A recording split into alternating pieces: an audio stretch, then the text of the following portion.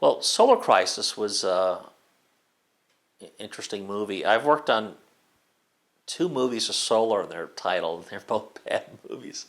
Solar Babies at Boss. We did a dam. I think I did that when I got back from the Abyss. I don't remember now.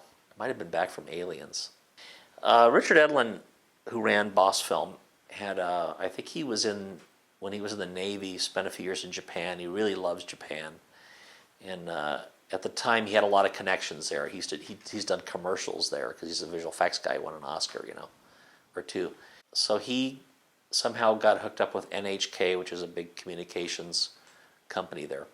Boss was going to produce this movie, science, and do the visual effects, of course. And so we built some really nice miniatures and so forth for it. It was Dave Jones ran the model shop, and Les Ekker and I were sort of co-crew chiefs. We each took pieces of it, and Sid Mead did design work on it, and the models were great. The miniatures were beautiful.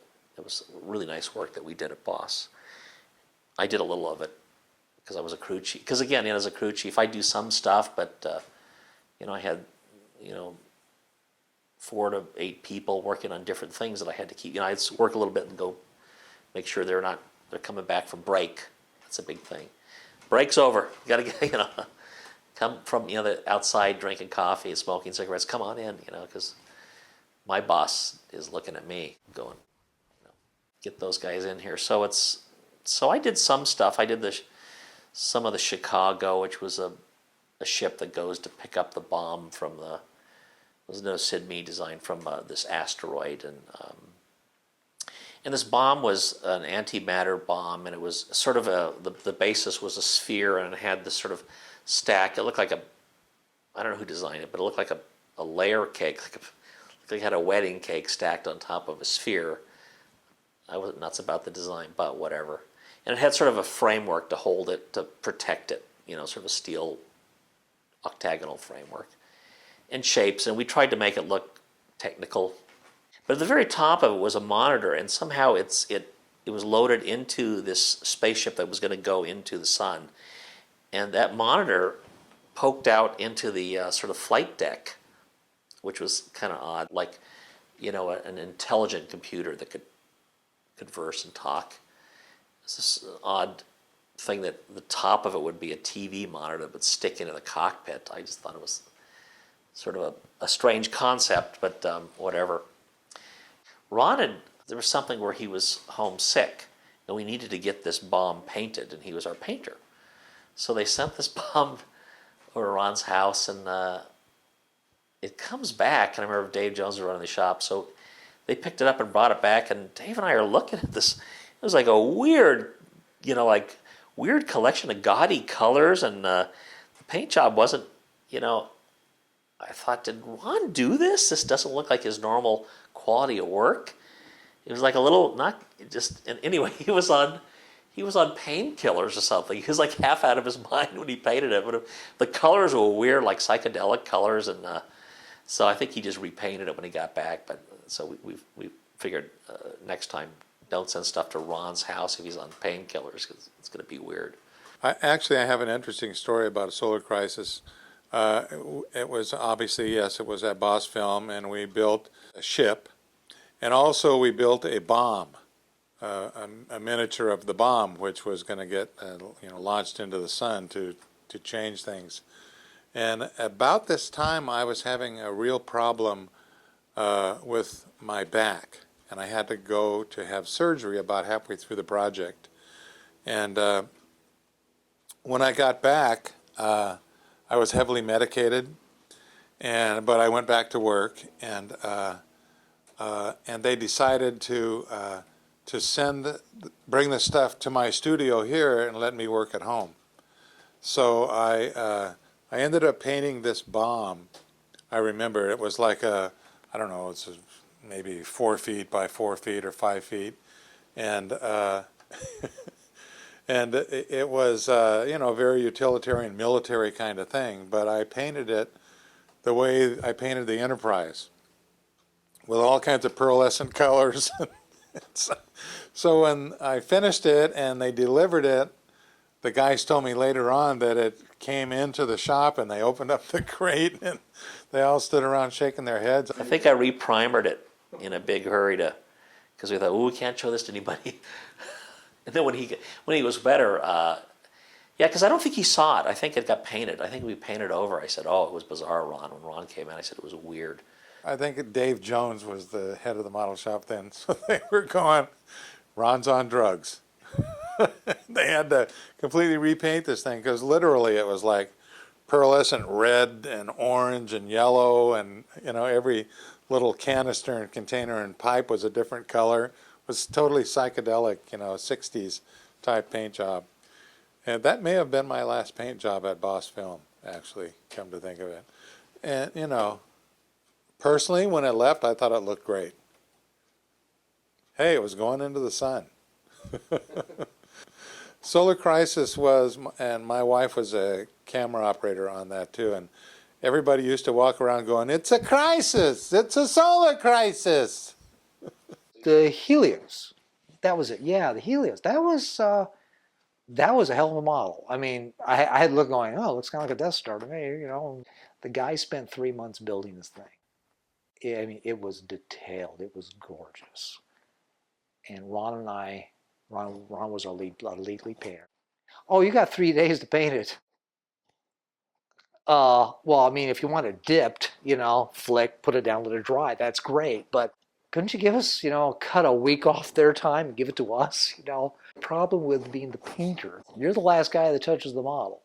Now, it's a tremendous amount of power because you realize the painter can take a adequate mediocre model and with a paint job, I mean, make it look wonderful. On the other hand, you can take this gorgeous model and it's perfect and you can really screw it up with a bad paint job. Yeah, it's all on you. And on top of that, there's this film crew sitting right there staring at you, waiting for paint. Is it done yet? Can we have it? Oh yeah, the Helios. Yeah,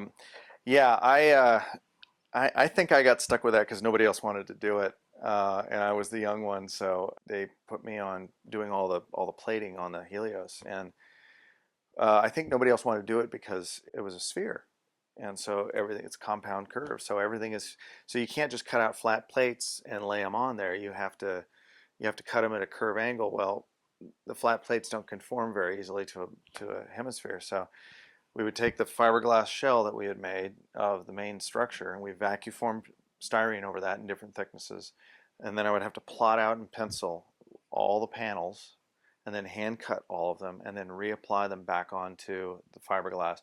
But I couldn't use the usual adhesives to glue the styrene onto the shell because it was styrene and epoxy, so I had to use super glue or cyanoacrylate, which once it's on, it's on. If you want to change it, you're scraping it off and you're cutting out a new panel. So it was very critical to get it right each time. So I ended up having to do all this plating on there, and that took, I don't even remember how long it took. I just remember it seemed like it took a long, long time to do. And then there was a whole lower structure. And Dave Beasley was doing a lot of the lower structure, but when you get to the middle of a sphere, it's almost straight. So I got the top of it, which was the fun part. But it was a great show because there was a lot of really fun stuff, and it's like, I mean, who doesn't want to work on spaceships, And there was, again, it was the same group that was on Red October, and then a lot of other guys that came in. So it was another stellar crew to work with. So that was a fun one. Solar Crisis featured a lot of really elegant Sid Mead designs and a lot of beautiful miniatures. A huge crew, a lot of very talented people. There was a hovering, what was that thing called? A hovering vehicle that ended up being a lot of work. Well, it had wings, and then it had little jet pods on the ends of the wings that could articulate, and were also supposed to spurt fire. I think that was all done roto or some other way, but getting the two little pods to move out in perfect motion control synchronicity proved to be somewhat touchy. I remember working on a large tubular set that I think was some kind of a bay that the antimatter bomb was kept in, and then we see it kind of tracking out. That asteroid chunk was on Solar Crisis. That was an interesting project. That was about 18 feet long and about 12 feet wide at the wide end. It was basically shaped like a big wedge of cheese, and they wanted to see a lot of intense detail toward the front end of it, and then little cracks and canyons and craters moving back, because I think the camera was going to come in on the nose of it very, very tight, and then move up and gain altitude, and then crawl across it at a higher altitude. So the scale had to be cheated from the front to the back. It was a forced perspective model. But we kept putting more and more little cracks and canyons and craters in there, and after a while there was this game developed. I think Kento started it, of hiding our names on the surface of the model with these little cracks. I think he got the record for, I think, 15 or 16 different places where his name can be seen if you're viewing it from the correct angle. But all of us managed to get our names in there at least twice. It was a lot of fun to see if we could get away with it without Dave Jones getting wind of what we were doing. That's something that I was really proud of, the miniatures on that. And it didn't break any ground, really. We did have to make some odd size models, and like Skytown, the space station, a rig, I believe, had to be made that could support it and rotate it, and that rotation had to be able to be repeatable. And that was something built into the model. That wasn't a stage item. Yeah, the designs on some of that stuff, and Ron Gress did such beautiful stuff on that. I think Bruce Macrae also. Ron was one of those guys, a model maker / painter, that really had a great artistic eye. And all of that stuff came together for us so that the miniatures, we're all really, really proud of. And the shooting of the miniatures was really neat. And we got to do some outlandish things with some radio-controlled aircraft, one of which was used in the film, but was also used to mount a 35 millimeter camera, motion picture camera in it, and we got some desert POVs from this ship flying over the desert. So we got to have some fun with that stuff. I really enjoyed working on that project because I got to build a ship called the Raw. And it's one of my favorite things I've ever built because it was a beautiful design. It was really fun to build, and it was a high level of craftsmanship, and it looks great in the movie. And it's one of the models I wish I had. The Raw in Solar Crisis is the ship that's a long sort of a toothpick point. It looks almost like a carrot in a way, but it's this elliptical cross-section. I think it was about this big around, and it tapers in this long point, and it has grooves and slots and louvers and things like that. It doesn't look much like a conventional spaceship, which is one reason why I like it. It was designed ostensibly to get very close to the solar atmosphere and the solar wind and be impervious to that. That was a fun job. After we finished shooting the miniature airplanes crashing and flying and all that kind of thing, we had some radio-controlled, full radio-control flyers.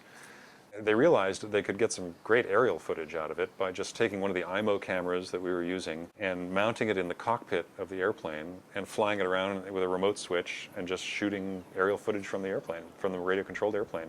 So we did that at a real seat of the pants, like last minute. We sort of kludged it in there and put a battery on board to run the camera, radio-controlled switch, took the whole nose of the plane off. It was this big lump on the front of the airplane, not aerodynamic in the least. And they launched it on a catapult.